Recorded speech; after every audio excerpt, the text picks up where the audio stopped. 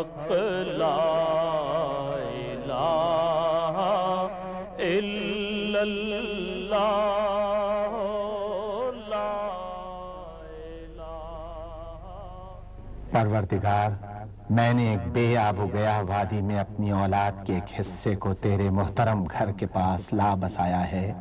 پروردگار، یہ میں نے اس لیے کیا ہے کہ یہ لوگ یہاں نماز قائم کریں، لہٰذا تو لوگوں کے دلوں کو ان کا مشتاق بنا اور انہیں کھانے کو پھل دے، شاید کہ یہ شکر گزار بنے۔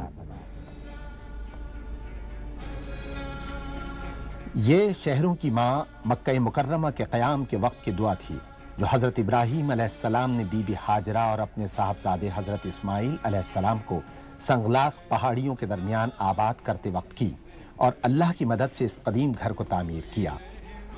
وہ اللہ کے گھر کی تعمیر کے ساتھ ساتھ پورے ایمان اور اخلاص کے ساتھ اپنے زبردست خالق سے دعا کرتے جاتے تھے کہ زندگی سے آری اس لق و دق صحرا کو ایسا مرکز بنا دے جہاں انسانوں کے دل اللہ کی یاد سے معمور رہیں۔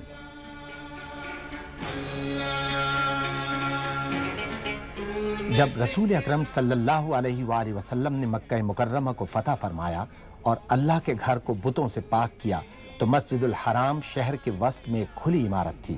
اس کے گرد 4 دیواری نہ تھی اور اس کا رقبہ صرف 2000 مربع میٹر تھا۔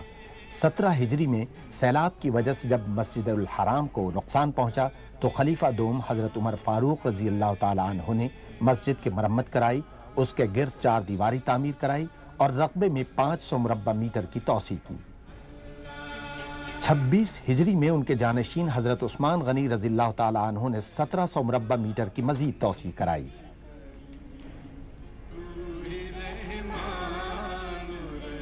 مسجد حرام کی 4 دیواری میں توسیع سن 65 ہجری میں حضرت عبداللہ بن زبیر رضی اللہ تعالیٰ عنہ نے کرائی، جس کے نتیجے میں اس کا رقبہ 3300 مربع میٹر ہوا۔ سن 137 ہجری میں ابو جعفر المنصور نے مسجد حرام میں 5300 مربع میٹر کا مزید اضافہ کیا۔ اس کے بعد خلیفہ محمد المہدی کی زیر نگرانی توسیع میں مسجد کے رقبے میں 15000 مربع میٹر کا اضافہ ہوا۔ خلیفہ المقتدر عباسی نے 1300 مربع میٹر کا اضافہ کرایا۔ سن 306 ہجری میں خلیفہ المقتدر عباسی نے 950 مربع میٹر کے داخلے کے راستے تعمیر کرائے، جس کے نتیجے میں مسجد حرام کا مجموعی رقبہ 30200 مربع میٹر ہو گیا،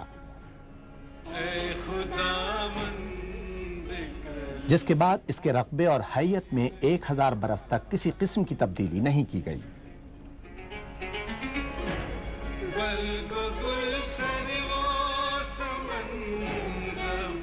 سعودی مملکت کے بانی شاہ عبدالعزیز السعود نے 1000 سال کے طویل وقفے کے بعد پہلی مرتبہ مسجد الحرام میں توسیع کرائی۔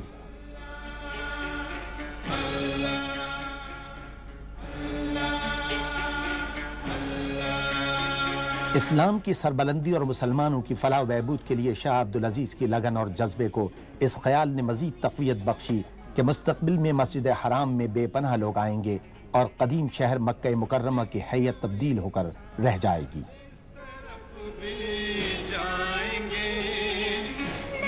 مسجد الحرام اور اطراف کے شہر کو تبدیل کر ڈالنے کے لیے شاہ عبدالعزیز کی زیر نگرانی توسیع 4 ربیع الثانی سن 1375 ہجری کو شروع ہوئی۔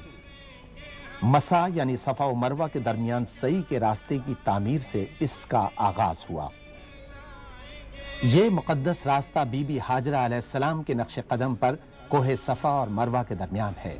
اس راستے کو مسجد میں شامل کرنے کا فیصلہ کیا گیا، چنانچہ شہر کے بعض حصے مسجد میں شامل ہونا تھے۔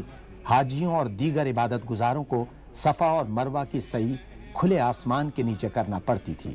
انہیں صحرا کی شدید گرمی، ریت اور بازار کی رکاوٹوں کا سامنا کرنا پڑتا تھا۔ اس طرح توسیع کے کام کے پہلے مرحلے میں مسا کو مسجد الحرام میں شامل کر لیا گیا۔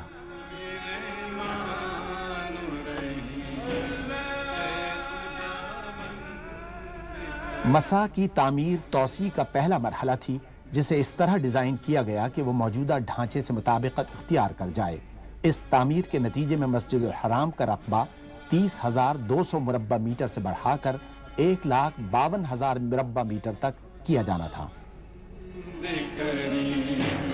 تو ہی رحمان رحیم اے خداوند کریم، تو ہی رحمان رحیم۔ مسجد الحرام کی توسیع کا کام 20 سال سے زائد عرصے تک جاری رہا۔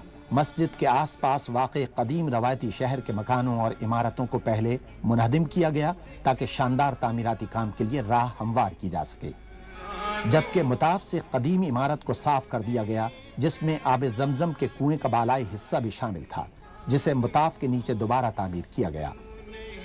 عمارت کے ڈھانچے میں تبدیلی سے اس کی گنجائش ایک وقت میں 3500 سے بڑھ کر 30,000 نمازیوں کے قریب ہو گئی۔ سن 1396 ہجری میں جب یہ عظیم الشان اور پرشکو عمارت مکمل ہوئی تو اس میں مجموعی طور پر 3 لاکھ افراد نمازیں اور دیگر عبادات آرام و سکون اور پورے خشوع و خضوع کے ساتھ کر سکتے تھے۔ لیکن پہلی سعودی توسیع کی تکمیل کے ساتھ ہی سعودی عرب اور مسلم دنیا میں بے پناہ معاشرتی تبدیلیوں کا آغاز بھی ہو گیا، جس کے نتیجے میں ان گنت عازمین حج مکہ مکرمہ آنے لگے۔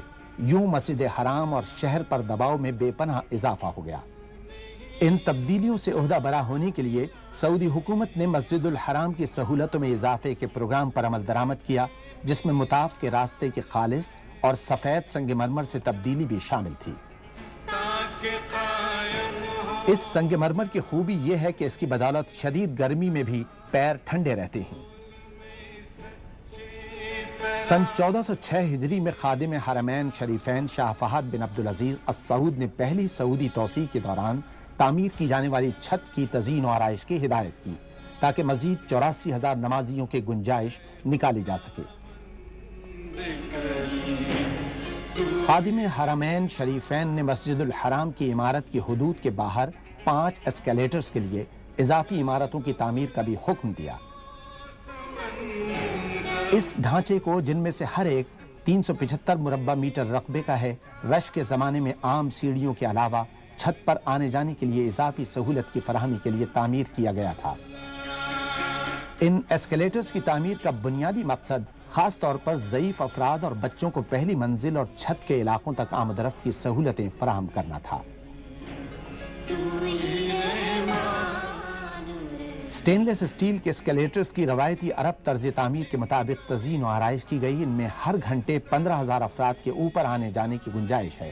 پہلی سعودی توسیع کے بعد کی جانے والی ان تبدیلیوں کے نتیجے میں مسجد الحرام کی گنجائش بڑھ کر 4 لاکھ افراد ہو گئی۔ جدید کمرشل فضائی ٹرانسپورٹ کے آغاز کے بعد حجاز مقدس آنے والے عازمین حج کی تعداد میں بے پناہ اضافے کے بعد ایک مرتبہ پھر بہترین منصوبہ بندی کی ضرورت محسوس کی گئی۔ 2 صفر سن 1409 ہجری کو خادم حرمین شریفین نے مسجد الحرام کی گنجائش کو دگنا کرنے کے منصوبے کا سنگ بنیاد رکھا، جنہیں اللہ تعالیٰ مومنین کی مستقبل کی نسلوں کی خدمت اور اسلام کی سربلندی کے لیے قائم و دائم رکھے۔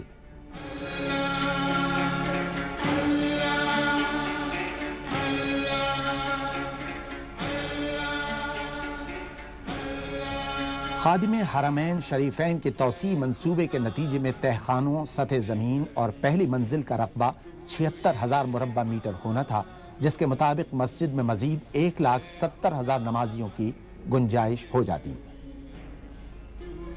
مسجد الحرام کی توسیع کے منصوبے کا آغاز المسا کے علاقے سے ہوا، جو 86,800 مربع میٹر کے مجموعی رقبے کا احاطہ کرتا ہے۔ اس سے مسجد الحرام کمپلیکس کی گنجائش 3 لاکھ نمازیوں سے بڑھ کر 7 لاکھ ہو گئی ہے۔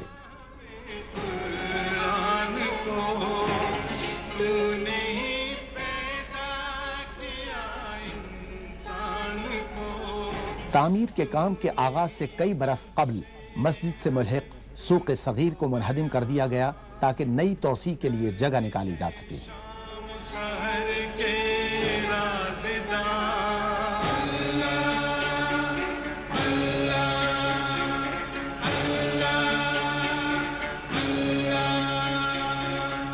سن 1409 ہجری میں یہ پورا علاقہ بھرپور تعمیراتی سرگرمیوں کا مرکز بن گیا، کیونکہ تعمیراتی کام تیزی کے ساتھ جاری تھا۔ تہخانوں کے علاقوں کو ہموار کرنے کے لیے گہری کھدائی کی گئی، کیونکہ تہخانوں کو پورے کمپلیکس کے نیچے تیار کرنا تھا، جہاں نماز کی جگہ کے علاوہ مسجد کی ضروریات اور خدمات کی فراہمی کا اہتمام کیا جانا تھا۔ اس دوران مسجد کے ارد گرد کے علاقوں کو ترقیاتی کاموں کے لیے منہدم کیا جاتا رہا۔ تاکہ قائم ہو جہاں میں اقتدار، تول میں سچے ترازو کی مثال۔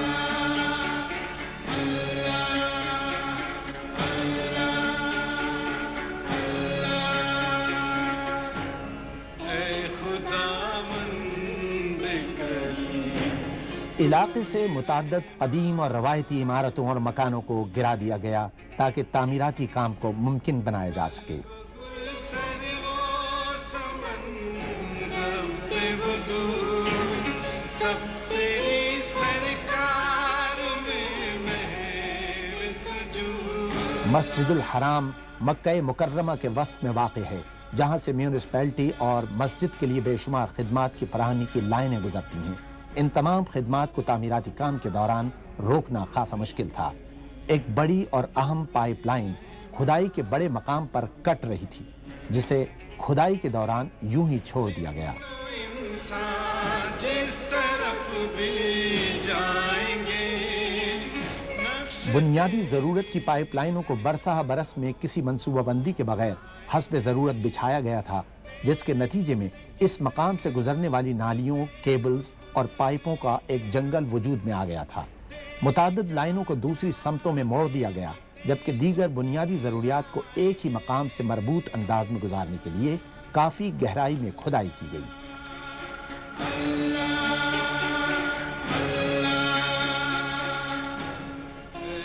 ارد گرد سے گزرنے والی بنیادی ضروریات کی اشیاء کی لائنوں کو مختصر مدت میں ایک متحدہ اور مربوط نظام سے منسلک کرنے کا عمل تعمیراتی ماہرین کے لیے انجینئرنگ کا ایک بڑا چیلنج بن گیا۔ متعدد محرابدار نالیوں کو مسح کے نیچے سے گزارا گیا۔ اس کے لیے مثلثی شکل کے کھلے تہخانے تعمیر کیے گئے تاکہ ان کی مرمت اور دیکھ بھال میں آسانی رہے۔ ان تہخانوں میں ایئر کنڈیشننگ سسٹم کے آلات بھی نصب کیے گئے۔ پانی کی فراہمی و نکاس کی لائنوں، ہائی ٹینشن کیبلز اور ٹیلی فون لائنوں کے لیے محرابدار نالیاں یا کلورٹس بے حد مفید تھے، جن سے نہ صرف مسجد الحرام کی خدمت بلکہ آس پاس واقع بلدیاتی اضلاع کو بھی سہولت ہوئی۔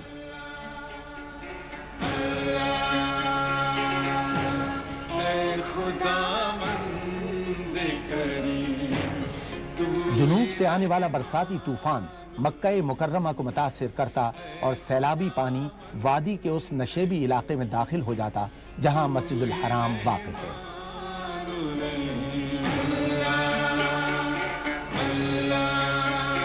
اس سیلابی پانی سے مسجد الحرام اور اطراف کا علاقہ زیر آب آ جاتا ہے۔ تو نے سکھلایا ہمیں قرآن، سیلاب کے پانی کی نکاس کے جدید ترین نیٹ ورک نے سیلاب کو ماضی کی داستان بنا دیا۔ موجودہ توسیع میں اس نیٹ ورک کو سیلابی پانی کی نکاس کے 3 نئے طریقوں کی بدولت مزید بہتر بنایا گیا۔ ایک نالا مسجد الحرام سٹریٹ پر الہجوم سے شروع ہو کر مسا کے نیچے سے گزرتا ہے۔ ایک اور سسٹم کنگ فہد گیٹ کے قریب شمیہ اور شبائکہ سے پانی کی نکاس کرتا ہے۔ تیسرا نظام العدول سکوائر سے الہجوم تک سرنگ کے ذریعے مسجد الحرام کے شمال مغرب کی جانب سے گزرتا ہے۔ اس کی 1175 میٹر تک توسیع کر دی گئی۔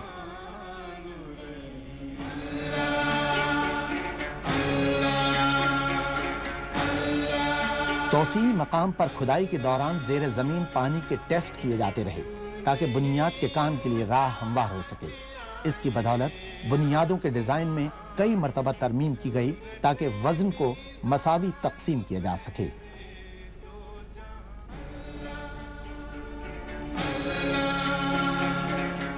نئی توسیع میں 1 میٹر ٹھوس سلیبز بچھائے گئے جسے غیر ہموار بنیاد کہا گیا۔ یہ بنیاد اتنی مضبوط ہے کہ اس پر مستقبل میں پوری اضافی منزل تعمیر کی جا سکتی ہے اور یہ سٹرکچر عمارت کو ہر قسم کے زلزلے سے بھی محفوظ رکھے گا۔ اے خداوند کریم، تو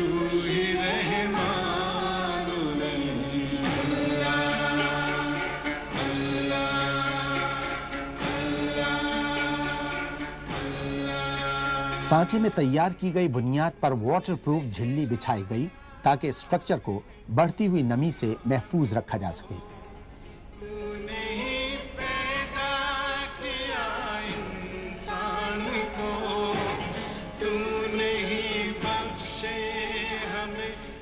ڈھانچے کی بنیاد کے ساتھ فولاد اور کنکریٹ کے 492 مضبوط امدادی چبوترے تعمیر کیے گئے۔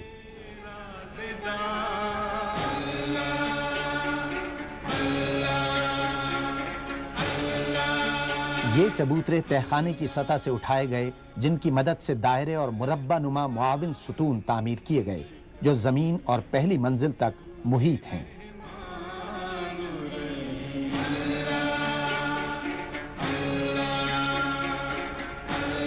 زمین دوز اساس سے مسجد الحرام کی توسیع کے اہم مرحلے کا آغاز ہوا۔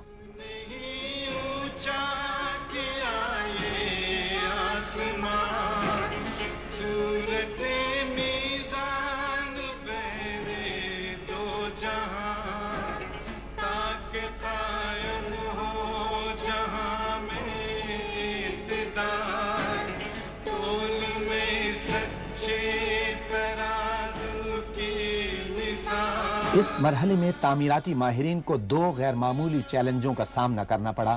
پورے تعمیراتی کام کے دوران توسیع اور موجودہ حصوں میں پیدل چلنے والوں کا راستہ کھلا رکھنا ضروری تھا تاکہ نمازیوں کو مسجد تک آمد رفت میں کسی قسم کی مشکل کا سامنا نہ کرنا پڑے۔ دوم یہ کہ تعمیراتی مقام پر جگہ کی کمی اس امر کا تقاضا کرتی تھی کہ مٹیریل کو تعمیراتی مقام سے دور رکھا اور تیار کیا جائے۔ چنانچہ کنکریٹ مکسنگ پلانٹ کوڈے میں بنایا گیا۔ اس مقام پر 3 لاکھ مکعب میٹر کنکریٹ تیار کیا گیا۔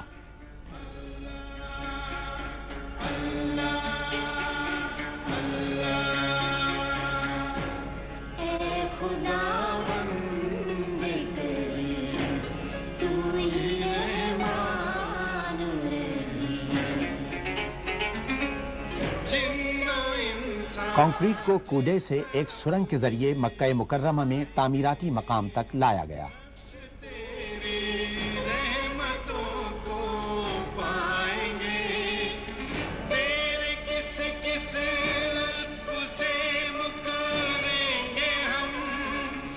خادم حرمین اور شریفین نے منصوبہ بندی اور تعمیر کے ہر مرحلے میں ذاتی دلچسپی لی۔ وہ تعمیراتی مقام کے باقاعدگی سے دورے کرتے رہے، جس کے دوران انہیں تعمیراتی کام کی پیش رفت سے آگاہ کیا جاتا رہا۔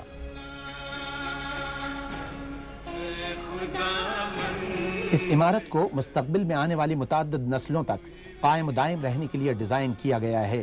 چنانچہ تعمیر کے پورے منصوبے میں عمارت کی مضبوطی اور استحکام پر خاص توجہ دی گئی۔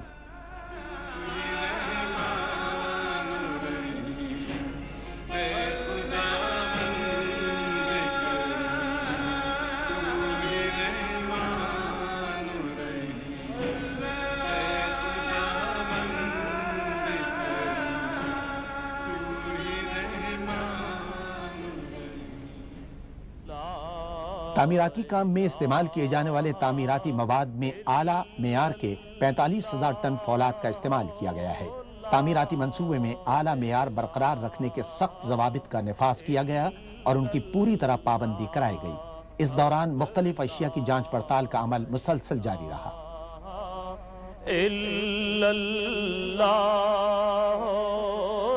تعمیر میں مٹی کے بجائے مصنوعی پتھر کے اجزاء کو ان کی مستقل صورت میں استعمال کیا گیا اور یہ سپر سٹرکچر کی تکمیل میں معاون ثابت ہوا، جس سے مضبوطی کے ساتھ ساتھ حسن میں بھی اضافہ ہوا۔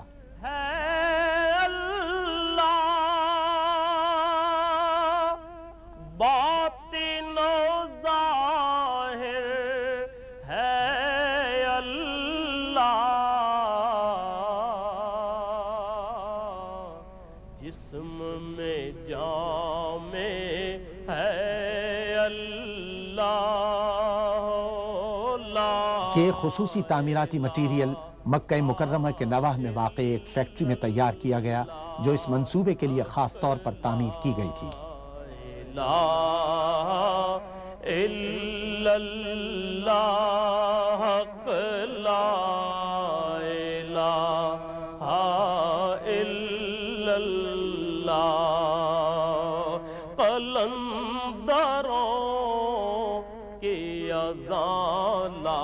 مسا کے علاقے میں بنیادی سہولتوں کے زیر زمین پیچیدہ جال کے ارد گرد واقع داخلی راستے بڑی خوبصورتی سے سجائے گئے۔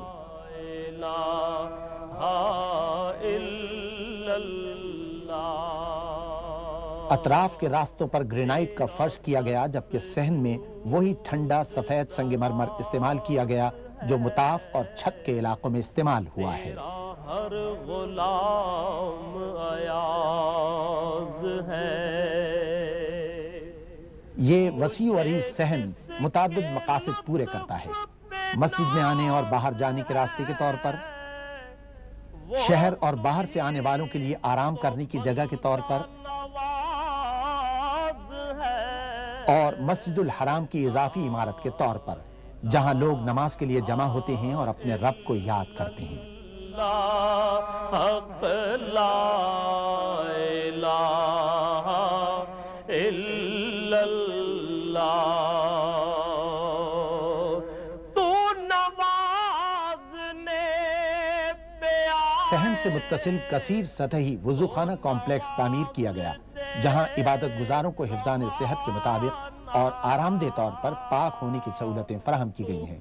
اس کمپلیکس میں 1440 غسل خانے، 1091 وضو خانے اور پانی پینے کے 162 نلکے ہیں۔ یہ سہولتیں اعلیٰ معیار کو مد نظر رکھتے ہوئے فراہم کی گئی ہیں تاکہ وہ لاکھوں نمازیوں کے مستقل استعمال میں رہنے کے باوجود پائیدار ثابت ہوں۔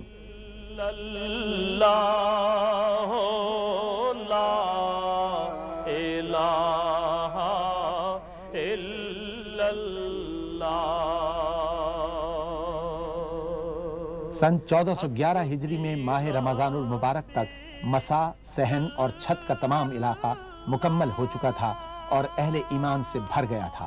وہ تراویح اور تہجد کی نمازوں میں مصروف تھے، قیام، رکوع اور سجود میں دل کی گہرائیوں سے اپنے رب کو یاد کر رہے تھے، اس قدیم گھر کے سامنے جو اسلام کا قلب ہے۔ نور محمد صلی اللہ لا الہ الا اللہ، حق لا الہ الا اللہ، لا الہ الا اللہ، لا الہ الا اللہ، حق لا۔ ایک طرف گراؤنڈ فلور تکمیل کے آخری مرحلے میں تھا اور دوسری طرف پہلی منزل کی تیاریاں پوری طرح جاری تھیں۔ لا الا اللہ، حق لا۔ اس کے ساتھ ہی منصوبے کا اگلا مرحلہ شروع ہوا۔ اللہ، حق لا الہ الا اللہ، لا الہ۔ وادی فاطمہ مکہ مکرمہ کے نواح میں واقع ہے۔ یہاں دیسی سنگ مرمر کا وسیع ذخیرہ موجود ہے، جس نے پہلی سعودی توسیع کے دوران بیرونی آرائش میں نمایاں کردار ادا کیا تھا۔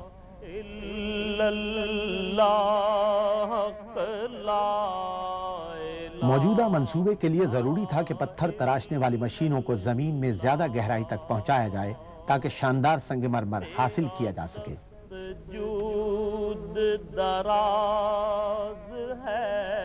سنگ مرمر کے بڑے بڑے ٹکڑوں کو وادی فاطمہ سے 50 کلومیٹر دور جدہ کے نواح میں سعودی ماربل اینڈ گرینائٹ فیکٹری تک لایا گیا، جو مشرق وسطیٰ میں اپنی نوعیت کی سب سے بڑی اور جدید ترین سہولت ہے۔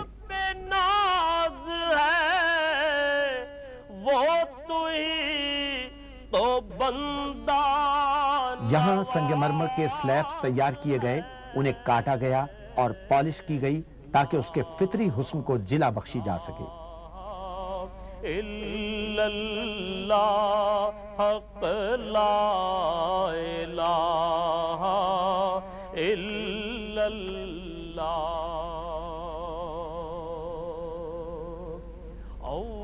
مکہ مکرمہ میں اس خوبصورت سنگ مرمر کو توسیع منصوبے میں مطلوبہ مقامات پر نصب کرنے کا عمل جاری رہا۔ باطن و ظاہر ہے اللہ، جسم میں جام باب فہد پر 89 میٹر بلند 2 مینار تیاری کے آخری مراحل میں تھے۔ یہ مینار مسجد کے موجودہ 7 میناروں سے ملتے جلتے ہیں۔ اللہ حق لا الہ الا اللہ۔ مسجد کے 82,000 مربع میٹر پورے توسیعی حصے میں اعلیٰ قسم کا کرارا سنگ مرمر بچھایا گیا۔ مسجد کے مربع نما دائرے کی شکل کے معاون ستونوں میں بھی کرارا سنگ مرمر استعمال کیا گیا۔ پہ آئے تو نواز دے زمانہ، تو کریم ہی جو ٹھہرا۔ سفید فائسہ سنگ مرمر کو نئے توسیع منصوبے میں چھت کے وسیع علاقے میں بچھایا گیا، جہاں 40,000 نمازیوں کی گنجائش ہے۔ مسجد الحرام کی توسیع کے منصوبے کی اہم بات اس کے 3 بڑے گنبد ہیں، جن میں سے ہر ایک کا قطر 15 میٹر اور لمبائی 13 میٹر ہے۔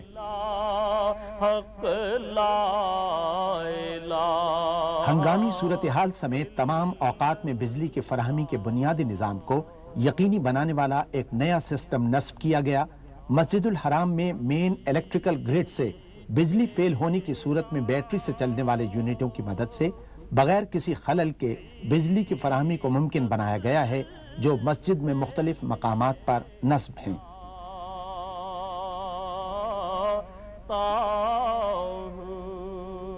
یہ یونٹ ایسکیلیٹرز، ساؤنڈ سسٹم اور فائر الارم کو عبوری طور پر بجلی فراہم کر رہے ہیں۔ یہ اس وقت تک ضروری لائٹوں کے لیے بجلی فراہم کریں گے جب تک خودان کے مقام پر ایک نیا سٹینڈ بائی پاور پلانٹ کام شروع نہ کر دے۔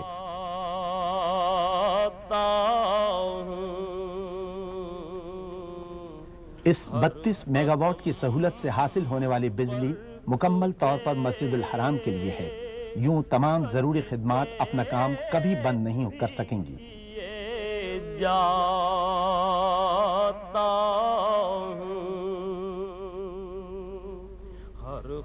ایسکیلیٹرز کی 2 اضافی عمارتیں بھی نئی توسیع کا حصہ بنیں۔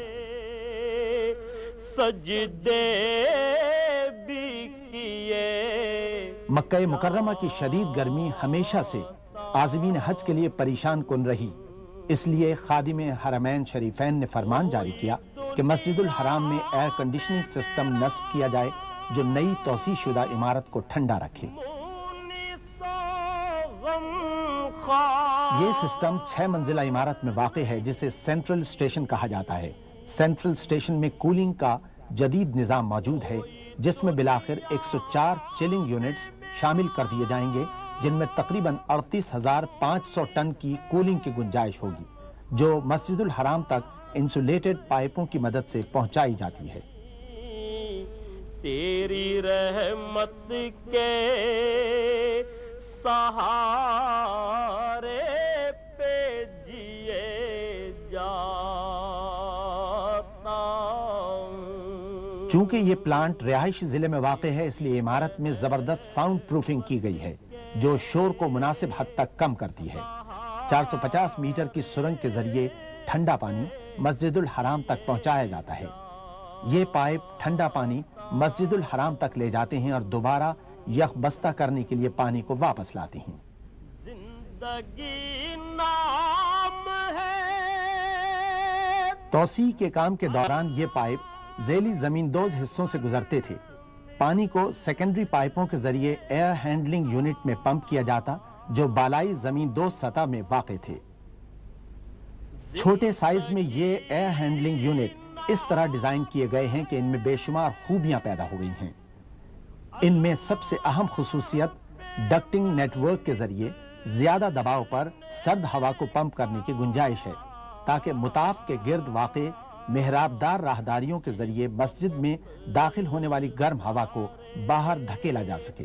زمانے کو دیے جاتا ہوں، یہ سبق سارے زمانے ٹھنڈی ہوا مربع نما ستونوں سے خارج ہوتی ہے، جبکہ استعمال شدہ ہوا دائرہ نما ستونوں کے نچلے حصے سے باہر نکل جاتی ہے۔ ہر قدم پر تجھے سجدے بھی کیے جاتا ہوں، صبر کرنا۔ مسجد کی اندرونی دیواروں کی آرائش کی تیاریاں اٹلی کی ایک ورکشاپ میں ماہر کاریگر انجام دے رہے تھے۔ قیمتی پتھروں کو کمپیوٹر کی مدد سے کام کرنے والی مشینوں کی مدد سے تراشا جا رہا تھا۔ صبر کرنا ہے تیری بہترین ہنرمندی اور جدید ٹیکنالوجی کی مدد سے اسلامی طرز کے شاہکار تیار کرنے میں مدد ملی، جنہوں نے مسجد کو خوبصورت، دیدہ زیب اور مزید پروقار بنا دیا۔ میں یہی سوچ کے آنسو بھی پیے جاتا ہوں، نام بھی تیرا۔ اس پورے کام کو بے حد نفاست سے انجام دیا گیا، حتیٰ کہ نماز کے زمین دوز علاقے کو بھی سنگ مرمر سے آراستہ اور جپسم سے مضبوط کیا گیا۔ تیرے کرم کی الہی کچھ انتہا ہی نہیں، اب اپنا تیرے سوا کوئی آسرا۔ ماہر کاریگروں نے اعلیٰ معیار کے ٹائل تیار کیے جو اسلامی فن تعمیر کا بہترین نمونہ تھے۔ الہی کچھ انتہا ہی نہیں، نہ ہو جو جذب کی۔ یہاں تیار کیے جانے والے ٹائلوں نے شاندار محرابوں کو حسن بخشا، جنہیں باب فہد پر تعمیر کیا گیا۔ نہ ہو جو جذب انتہائی بڑی فانوسیں اسلامی فن تعمیر کا شاہکار تھیں، جنہیں پوری مسجد میں جا بجا سجایا گیا۔ دعا جو دل سے نہ نکلے تو پھر دعا ہی نہیں، دعا جو دل سے نہ تین عالیشان خوبصورت گنبد شاہ فہد کی جانب سے مسجد الحرام کی توسیع کے منصوبے کی علامت بن گئے۔ جھکا جو در پہ تیرے پا گیا سکون حیات۔ ماہر کاریگروں نے گنبد کے اندرونی حصوں پر بڑی احتیاط اور مہارت سے سونے کے ورق نصب کیے۔ پا گیا سکون حیات، ہٹا جو در سے سکون پھر۔ ان گنبدوں کو دیدہ زیب اور خوبصورت بنانے میں کسی قسم کی کمی نہیں چھوڑی گئی۔ ان میں بنائی گئی کھڑکیوں نے گنبدوں کے حسن کو لازوال بنا دیا۔ کھڑکیوں پر جیومیٹری کی اشکال کے دل فریب ڈیزائن بنائے گئے۔ سے ملا ہی نہیں، کروں میں جرأت شکوہ میں جال کیا میری، کروں میں جرأت۔ پہلی پہلی سعودی توسیع کے بیرونی حصوں کو کھول دیا گیا تاکہ اسے نئی توسیع کے ساتھ مربوط کیا جا سکے۔ تیرے کرم نئی اور پرانی عمارتوں کے درمیان بڑی مہارت کے ساتھ تعلق قائم کیا گیا۔ میں رہا ہی نہیں، تیرے کرم۔ موجودہ مسجد کے ڈیزائنوں اور مٹیریل کو مد نظر رکھتے ہوئے نئی توسیع کا کام کیا گیا تھا۔ یوں دونوں عمارتوں میں کہیں کوئی فرق محسوس نہیں ہوتا۔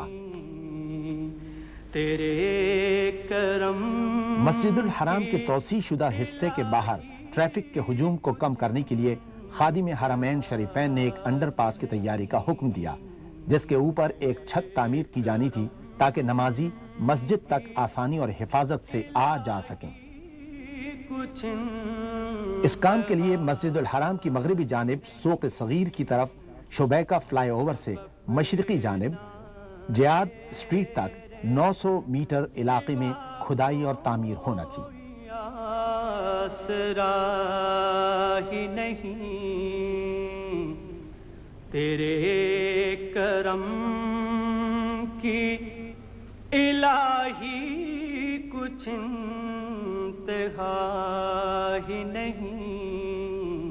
انڈر پاس کی تعمیر سے جو پیدل چلنے والوں کے عارضی پلوں کے درمیان سے گزرتا ہے، ٹریفک کے رش کو کم کرنے کے علاوہ ایک وسیع و عریض جگہ بھی میسر آ گئی، جس کی بدولت بنیادی ضروریات کے کمروں اور انتظامی دفاتر کے ساتھ ساتھ ایک بڑا 2 منزلہ طہارت خانہ بنانے میں مدد ملی، جہاں سیڑھیاں اور دوہرے ایسکیلیٹرز بنائے گئے ہیں۔ ان میں 690 غسل خانے، 449 وضو خانے اور پینے کے پانی کے 114 نلکے ہیں۔ انڈر پاس کو 600 میٹر تک ڈھانپا یا کور کیا گیا تاکہ مسجد الحرام تک ٹریفک کا بہاؤ کسی رکاوٹ کے بغیر جاری رہ سکے اور نمازیوں کے پیدل چلنے کے راستوں میں کسی قسم کی دشواری یا رکاوٹ نہ ہو۔ مسجد حرام کے ارد گرد پورے انڈر پاس کو ایک چھت سے ڈھانک دیا گیا، جس کی بدولت نماز کے لیے اضافی جگہ اور نمازیوں کی سہولت کے لیے ایک قیمتی حصہ میسر آ گیا۔ تعمیراتی کام کے تمام عرصے میں نمازیوں کی سہولت کو خاص ترجیح حاصل رہی۔ جھکا جو در پہ تیرے مسجد الحرام تعمیراتی کام کے دوران کسی رکاوٹ کے بغیر 24 گھنٹے کھلی اور قابل رسائی رہی۔ یہ پورا منصوبہ تعمیراتی انجینئرنگ کے لیے ایک چیلنج کی حیثیت رکھتا تھا۔ تعمیراتی مقام سے گزرنے والے عارضی پلوں کی بدولت پیدل چلنے والوں کے راستے بذات خود کسی چیلنج سے کم نہ تھے، تاکہ ان عارضی پلوں کے ذریعے نمازی اللہ کے گھر آ سکیں اور اپنے خالق حقیقی کی عبادت آسانی اور سکون سے کر سکیں۔ سکون پھر اسے ملا ہی نہیں، ہٹا جو در سے سکون پھر اسے۔ خادم حرمین شریفین نے پوری مسلم امہ کے لیے یہ شاندار خدمت انجام دی تاکہ لوگ اللہ تعالیٰ کی بزرگی اور عظمت اور حسن کے احساس کے ساتھ اس کی پاکی بیان کر سکیں۔ شکوہ مجال کیا میری کروں میں جرت، شکوہ مجال کیا میری تیرے کرم سے تو محروم میں رہا ہی نہیں، تیرے کرم سے تو محروم میں رہا ہی نہیں،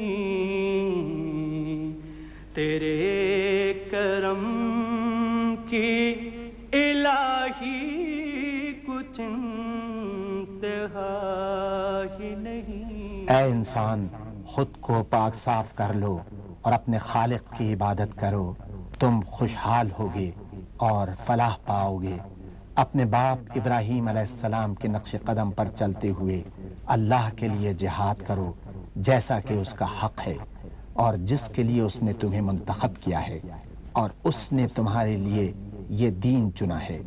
اس نے تمہارا نام مسلمان رکھا تاکہ تم انسانیت پر گواہ رہو، اس لیے نماز ادا کرو، زکوٰۃ دو اور روزے رکھو اور اللہ کے گھر کا حج کرو، وہ تمہارا محافظ ہے اور بہترین محافظ اور بہترین مددگار۔ اے خداوند کریم تو ہی رحمان رحیم، اے خداوند کریم تو ہی رحمان رحیم، اللہ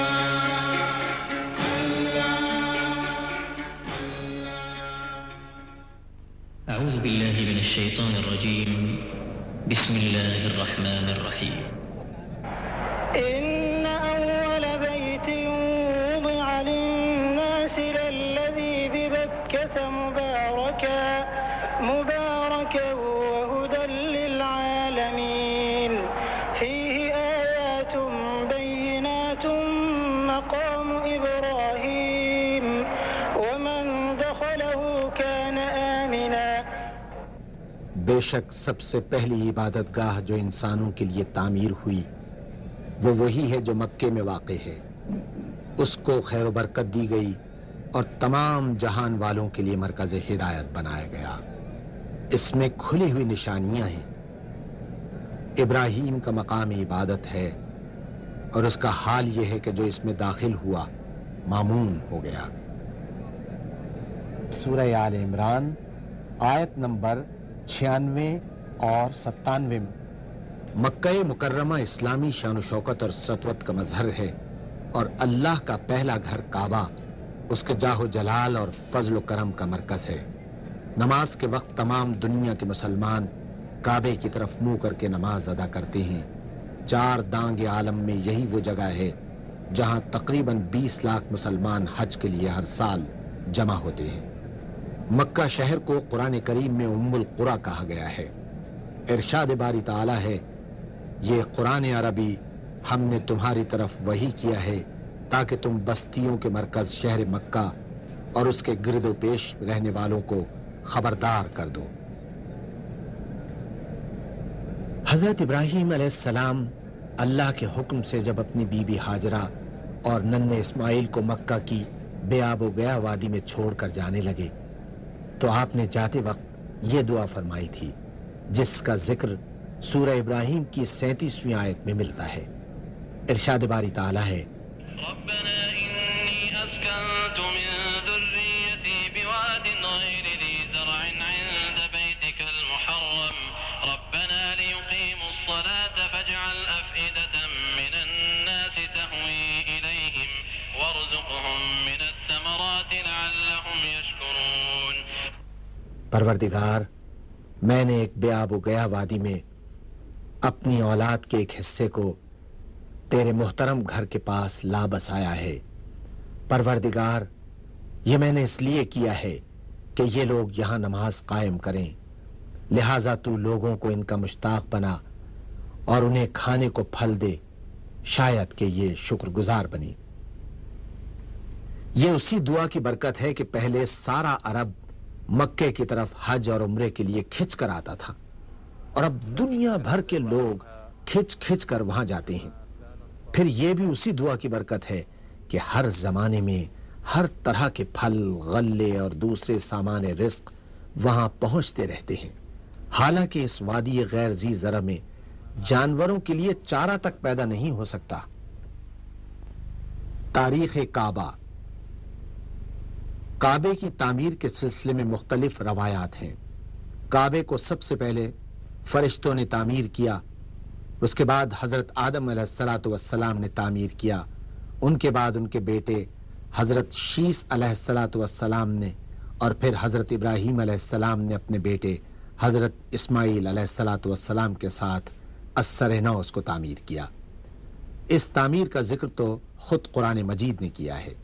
اس کا ذکر سورہ بقرہ کی آیت نمبر 127 میں ملتا ہے۔ وَإِذْ يَرْفَعُ إِبْرَاهِيمُ الْقَوَاعِدَ مِنَ الْبَيْتِ وَإِسْمَاعِيلُ رَبَّنَا تَقَبَّلْ مِنَّا إِنَّكَ أَنْتَ یاد کرو ابراہیم اور اسماعیل جب اس گھر کی دیواریں اٹھا رہے تھے تو دعا کرتے جاتے تھے، اے ہمارے رب ہم سے یہ خدمت قبول فرما لے، تو سب کی سننے اور سب کچھ جاننے والا ہے۔ حضرت ابراہیم علیہ السلام کے زمانے میں کعبے کے ابتدائی آثار تو مٹ چکے تھے، مگر فرشتوں نے حضرت ابراہیم علیہ السلام کو وہ مقام بتا دیا تھا جہاں تعمیر ہوئی تھی۔ ہزاروں سال کے حوادث نے عرصہ ہوا اس کو بے نشان کر دیا تھا، البتہ اب بھی وہ ایک ٹیلا یا ابھری ہوئی زمین کی شکل میں موجود تھا۔ انہوں نے حضرت اسماعیل علیہ السلام کی مدد سے اس کو کھودنا شروع کیا تو سابقہ تعمیر کی بنیادیں نظر آنے لگیں۔ انہی بنیادوں پر اثر نو بیت اللہ کی تعمیر کی گئی، مگر قرآن حکیم نے کعبۃ اللہ کی تعمیر کا معاملہ حضرت ابراہیم علیہ السلام سے شروع کیا ہے اور اس سے پہلے کی حالت کا کوئی تذکرہ نہیں کیا ہے۔ اس کا ذکر سورہ حج کی آیت نمبر 26 اور 27 میں ملتا ہے۔ وَإِذْ بَوَّأْنَا لِإِبْرَاهِيمَ مَكَانَ الْبَيْتِ أَلَّا تُشْرِكْ بِي شَيْئًا وَطَهِّرْ بَيْتِيَ لِلطَّائِفِينَ وَالْقَائِمِينَ وَالرُّكَّعِ السُّجُودِ وَأَذِّن فِي النَّاسِ بِالْحَجِّ يَأْتُوكَ رِجَالًا وَعَلَى كُلِّ ضَامِرٍ يَأْتِينَ مِن كُلِّ فَجٍّ عَمِيقٍ۔ یاد کرو وہ وقت جب کہ ہم نے ابراہیم کے لیے اس گھر خانہ کعبہ کی جگہ تجویز کی تھی، اس ہدایت کے ساتھ کہ میرے ساتھ کسی چیز کو شریک نہ کرو اور میرے گھر کو طواف کرنے والوں اور قیام و رکوع و سجود کرنے والوں کے لیے پاک رکھو، اور لوگوں کو حج کے لیے اذن عام دے دو کہ وہ تمہارے پاس ہر دور دراز مقام سے پیدل اور دبلے پتلے اونٹوں پر سوار آئیں۔ حضرت ابراہیم علیہ السلام جد الانبیاء تھے۔ حضور اکرم صلی اللہ علیہ وآلہ وسلم کو بھی آپ ہی کی ملت کی پیروی کا حکم دیا گیا تھا۔ حضرت ابراہیم علیہ السلام دین اسلام ہی کے داعی تھے۔ سن 570 عیسوی یا 571 عیسوی میں جب یمن کا حاکم ابرہہ کعبے کو ڈھانے کے لیے مکہ پر حملہ آور ہوا تو اللہ تعالیٰ نے اپنے گھر کی حفاظت خود فرمائی اور اس کی فوج کو نیست و نابود کر دیا۔ اس کا ذکر قرآن کریم کی سورہ فیل میں ملتا ہے۔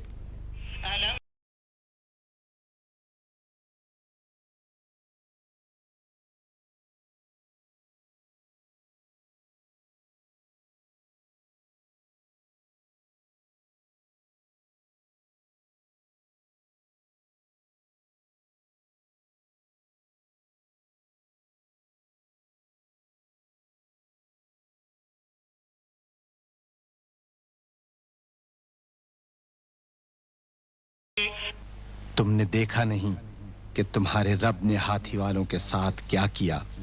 کیا اس نے ان کی تدبیر کو اکارت نہیں کر دیا اور ان پر پرندوں کے جھنڈ بھیج دیے جو ان پر پکی ہوئی مٹی کے پتھر پھینک رہے تھے، پھر ان کا یہ حال کر دیا جیسے جانوروں کا کھایا ہوا بھوسا۔ جس سال یہ واقعہ پیش آیا اہل عرب اسے عام الفیل کہتے ہیں۔ اسی سال حضور اکرم صلی اللہ علیہ وآلہ وسلم کی ولادت مبارکہ ہوئی۔ آپ صلی اللہ علیہ وآلہ وسلم جس زمانے میں پیدا ہوئے مکہ بت پرستی کا مرکز تھا، خود کعبے میں 360 بت رکھے ہوئے تھے۔ دیگر رسوم جاہلیت بھی عام تھیں، لوگ اریاں ہو کر کعبے کا طواف کرتے تھے۔ سن 2 ہجری میں تحویل قبلے کے ذریعے بیت المقدس کے بجائے کعبے کو قبلہ بنانے کا حکم آیا۔ اس وقت سے لے کر آج تک بلکہ قیامت تک مسلمان اسی رخ منہ کر کے نماز پڑھتے رہیں گے انشاءاللہ۔ تحویل قبلہ کا ذکر سورہ بقرہ کی 144ویں آیت میں ملتا ہے۔ قد نرى تقلب وجهك في السماء فلنولينك قبلة ترضاها فول وجهك شطر المسجد الحرام وحيث ما كنتم فولوا وجوهكم شطره۔ یہ تمہارے منہ کا بار بار آسمان کی طرف اٹھنا ہم دیکھ رہے ہیں، لو ہم اسی قبلے کی طرف تمہیں پھیرے دیتے ہیں جسے تم پسند کرتے ہو، مسجد حرام کی طرف رخ پھیر دو، اب جہاں کہیں تم ہو اسی کی طرف منہ کر کے نماز پڑھا کرو۔ کعبۃ اللہ تمام دنیا کے مسلمانوں کا قبلہ ہے، جدھر رخ کر کے وہ نماز ادا کرتے ہیں۔ یہ امت مسلمہ کی وحدت کی علامت ہے۔ ہر مسلمان خواہ دنیا میں کہیں بھی ہو نماز کے لیے کعبۃ اللہ کی طرف رخ کرتا ہے۔ اس کا ذکر قرآن کریم کی سورہ بقرہ کی آیت نمبر 149 اور 150 میں ملتا ہے۔ ومن حيث خرجت فول وجهك شطر المسجد الحرام وإنه للحق من ربك وما الله بغافل عما تعملون ومن حيث خرجت فول وجهك شطر المسجد الحرام وحيث ما كنتم فولوا وجوهكم شطره لئلا يكون للناس عليكم حجة إلا الذين ظلموا منهم۔ تمہارا گزر جس مقام سے بھی ہو وہیں سے اپنا رخ نماز کے وقت مسجد الحرام کی طرف پھیر دو، کیونکہ یہ تمہارے رب کا بالکل برحق فیصلہ ہے، اور اللہ تم لوگوں کے اعمال سے بے خبر نہیں ہے۔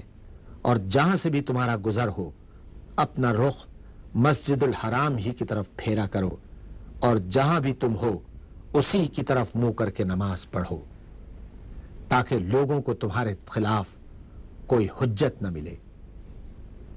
مسجد حرام کے معنی ہے حرمت اور عزت والی مسجد۔ اس سے مراد وہ عبادت گاہ ہے جس کے وسط میں خانہ کعبہ واقع ہے۔ صفا و مروہ۔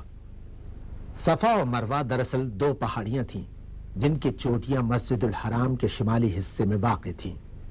اس کے قریب ہی وہ جگہ تھی جہاں حضرت ابراہیم علیہ السلام اللہ تعالیٰ کے حکم کی تعمیل میں اپنی نیک بی بی حضرت ہاجرہ اور اپنے فرزند حضرت اسماعیل علیہ السلام کو چھوڑ گئے تھے۔ پانی کی تلاش میں حضرت ہاجرہ نے صفا و مروہ کے درمیان 7 چکر لگائے تھے۔ ان پہاڑیوں کا درمیانی حصہ نشیب میں تھا، لہذا بی بی ہاجرہ ننھے اسماعیل کی نظر سے اوجھل ہو جانے کے سبب اس جگہ سے دوڑ کر گزرتی تھیں۔ بی بی ہاجرہ کی اس سعی کو اللہ تعالیٰ نے بے حد پسند اور مقبول فرما کر ننھے اسماعیل کی ایڑیوں کی رگڑ کی جگہ نہ رک سکنے والا پانی جاری فرما دیا، جس کو بی بی ہاجرہ نے مٹی اور پتھر سے گھیر کر زمزم یعنی ٹھہر جا کہا، جو زمین پر بہنے سے تو رک گیا مگر ایسے خشک ریگستان میں لامحدود مقدار میں جاری و ساری ہے، اور ہزاروں سال سے زمزم کا پانی اللہ تعالیٰ کے انعام و اکرام کا مظہر ہے۔ چنانچہ ہر حاجی اور عمرہ کرنے والے کو بی بی ہاجرہ کی پریشانی اور پانی کی سعی کی اتباع میں صفا اور مروہ کے درمیان 7 چکر لازمی لگانے کا حکم ہے، اور یہ حج اور عمرے کے مناسک میں شامل ہے۔ قرآن کریم میں سورہ بقرہ کی 158ویں آیت میں ارشاد ہوتا ہے، یقیناً صفا اور مروہ اللہ تعالیٰ کی نشانیوں میں سے ہیں، لہٰذا جو شخص بیت اللہ کا حج یا عمرہ کرے اس کے لیے کوئی گناہ کی بات نہیں کہ وہ ان دونوں پہاڑیوں کے درمیان سعی کر لے، اور جو برضا و رغبت کوئی بھلائی کا کام کرے گا اللہ کو اس کا علم ہے اور وہ اس کی قدر کرنے والا ہے۔ سن 8 ہجری میں آپ صلی اللہ علیہ وآلہ وسلم نے اللہ کے حکم سے جنگ و جدال کے بغیر مکہ فتح کیا۔ اس سے اسلام میں ایک نئے دور کا آغاز ہوا۔ کفر و شرک کے تمام انبار جو کعبے کے گرد جمع ہو گئے تھے اب صاف کر دیے گئے۔ خود حضور اکرم صلی اللہ علیہ وآلہ وسلم اپنی چھڑی سے انہیں گراتے جاتے اور پڑھتے جاتے تھے، حق آ گیا اور باطل مٹ گیا، باطل تو مٹنے ہی والا ہے۔ سن 9 ہجری کے حج کے موقع پر مکہ مکرمہ پر رسول اللہ صلی اللہ علیہ وآلہ وسلم کا عملی تسلط پہلی دفعہ ہوا، جبکہ اس موقع پر آپ صلی اللہ علیہ وآلہ وسلم خود شریک نہیں تھے بلکہ حضرت ابو بکر صدیق رضی اللہ تعالی عنہ نے امیر الحج کے فرائض انجام دیے اور نئے انتظامات کا اعلان کیا۔ حضرت علی کرم اللہ وجہہ نے سورہ توبہ کی آیات پڑھ کر اعلان کیا، اس سال کے بعد مشرکین کو بیت اللہ میں داخل ہونے کی اجازت نہیں کیونکہ وہ ناپاک یعنی نجس ہے۔ سن 10 ہجری میں حضرت صلی اللہ علیہ وآلہ وسلم نے خود حج کی قیادت فرمائی، یہی حجۃ الوداع تھا۔ اس موقع پر ایک بھی مشرک موجود نہ تھا۔ کعبہ بلا شرکت غیر مسلمانوں کا مقدس حرم بن گیا۔ حج کے اکثر مناسک میں بنیادی حیثیت کعبے ہی کو حاصل ہے۔ سورہ بقرہ میں ارشاد ہوتا ہے، وَإِذْ جَعَلْنَا الْبَيْتَ مَثَابَةً لِلنَّاسِ وَأَمْنًا وَاتَّخِذُوا مِن مَّقَامِ إِبْرَاهِيمَ مُصَلًّى وَعَهِدْنَا إِلَىٰ إِبْرَاهِيمَ وَإِسْمَاعِيلَ أَن طَهِّرَا بَيْتِيَ لِلطَّائِفِينَ وَالْعَاكِفِينَ وَالرُّكَّعِ السُّجُودِ۔ اور یہ کہ ہم نے اس گھر کعبے کو لوگوں کے لیے مرکز اور امن کی جگہ قرار دیا تھا، اور لوگوں کو حکم دیا تھا کہ ابراہیم جہاں عبادت کے لیے کھڑا ہوتا ہے اس مقام کو مستقل جائے نماز بنا لو، یعنی حرم پاک کو، اور ابراہیم اور اسماعیل کو تاکید کی تھی کہ میرے اس گھر کو طواف اور اعتکاف اور رکوع اور سجدہ کرنے والوں کے لیے پاک رکھو۔ کعبۃ اللہ کا حج اسلام کے بنیادی ارکان میں سے ایک رکن ہے، اور زندگی میں ایک مرتبہ ہر آزاد، ذی ہوش، بالغ اور صاحب استطاعت مسلمان پر فرض ہے جو مکہ معظمہ تک سفر کرنے کی جسمانی اہلیت بھی رکھتا ہو۔ اس کا ذکر سورہ آل عمران میں آیت نمبر 97 میں ملتا ہے۔ وَلِلَّهِ عَلَى النَّاسِ حِجُّ الْبَيْتِ مَنِ اسْتَطَاعَ إِلَيْهِ سَبِيلًا وَمَن كَفَرَ فَإِنَّ اللَّهَ غَنِيٌّ عَنِ الْعَالَمِينَ۔ لوگوں پر اللہ کا یہ حق ہے کہ جو اس گھر تک پہنچنے کی استطاعت رکھتا ہو وہ اس کا حج کرے، اور جو کوئی اس حکم کی پیروی سے انکار کرے تو اسے معلوم ہو جانا چاہیے کہ اللہ تمام دنیا والوں سے بے نیاز ہے۔ حج ہر مسلمان کی تمنا اور زندگی کا بلند ترین نصب العین ہے۔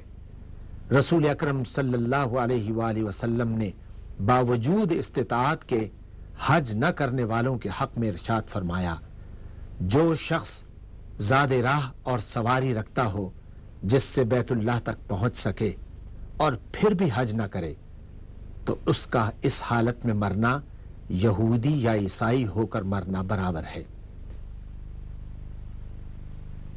لا الہ الا اللہ، لا الہ الا اللہ، لا الہ الا اللہ،